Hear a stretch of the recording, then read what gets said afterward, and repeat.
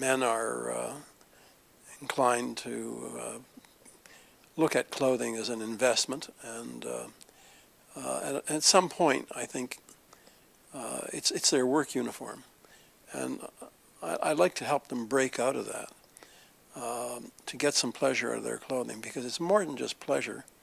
There really is a confidence that comes with liking the way you look, and it isn't necessarily that people will tell you, but some way or another you'll find out that they have some regard for you, that you're saying things about who you are, your taste, and your capabilities.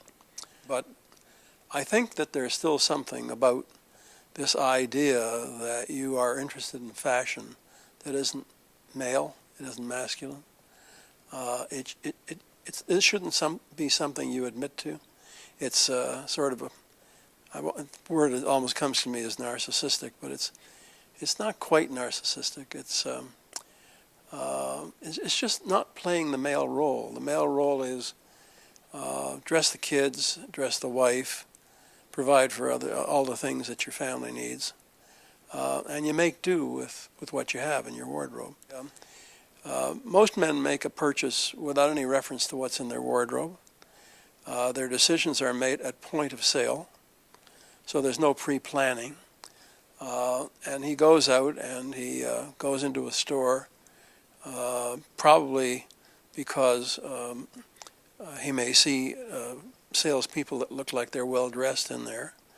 The windows or the merchandise in the store seems attractive.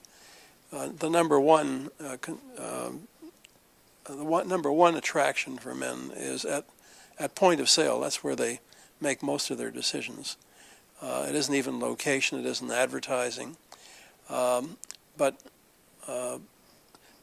they then take potluck, and they wind up, as I say, taking home a garment that isn't all that different from what they had, and they weren't shown any, or somehow didn't leave themselves open to looking at a variety of options that can build an interest in their wardrobe. For most men, they're pretty lazy mind-wise when it comes to observing what's going on in the world where clothing is concerned.